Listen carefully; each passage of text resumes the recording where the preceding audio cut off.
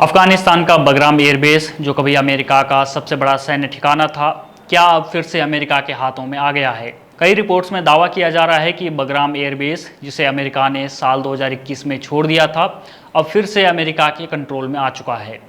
क्या है इस खबर का सच, आइए जानते हैं।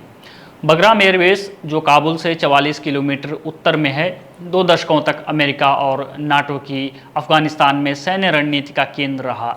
लेकिन 2021 में जब अमेरिकी सेना ने अफगानिस्तान छोड़ा, तालिबान ने इस एयरबेस पर कब्जा कर लिया। अब खबरें आ रही हैं कि तालिबान ने इसे फिर से अमेरिका को सौंप दिया है।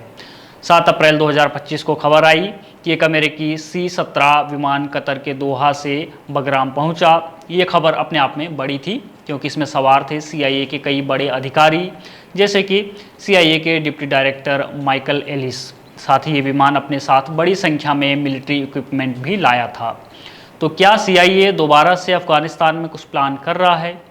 वैसे तो तालिबान ने इस खबर का खंडन किया है। तालिबान के प्रवक्ता ज़बीहुल्लाह मुजाहिद ने इसे प्रोपेगेंडा बताया और कहा कि विदेशी सेना अफगानिस्तान में नहीं है और बगराम एयरबेस पूरी तरह से तालिबान के नियंत्रण में है।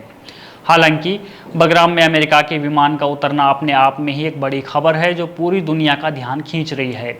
क्या अमेरिका दोबारा अफगानिस्तान में दाखिल हो रहा है?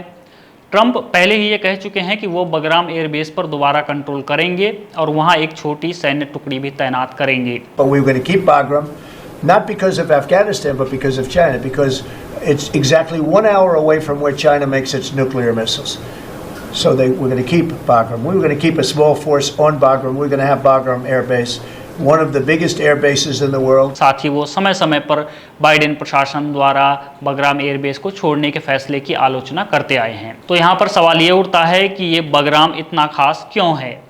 ये एयरबेस न सिर्फ अफगानिस्तान बल्कि पूरे मध्य एशिया में रणनीतिक रूप से अहम है। ये चीन के परमाणु हथियारों के केंद्र से सिर्फ 1 घंटे की दूरी पर है। अमेरिका इसे फिर से हासिल करके क्षेत्र में अपनी पकड़ मजबूत करना चाहता है। ट्रंप भी ये कह चुके हैं कि बगराम पर नियंत्रण से वे चीन के बढ़ते प्रभाव का मुकाबला करेंगे और कहा कि वे इस बेस को अफगानिस्तान की वजह से नहीं बल्कि चीन की वजह से रखना चाहते हैं, क्योंकि चीन के परमाणु ठिकाने यहाँ से सिर्फ 1 घंटे की दूरी पर हैं।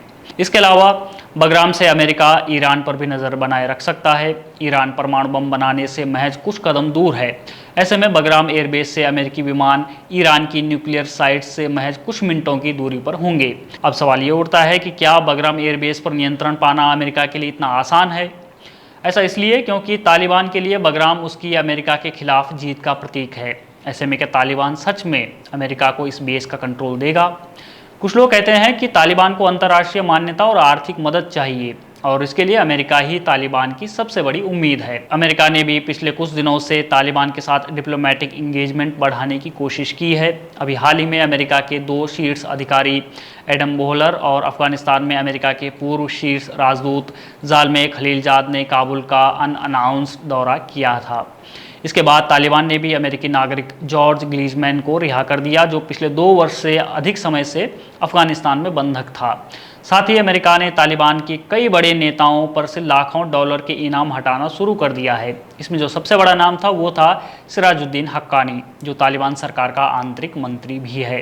हक्कानी अमेरिका का मोस्ट वांटेड आतंकी था, जिसके सिर पर $10 मिलियन का इनाम भी था। लेकिन अब हक्कानी आज़ाद है।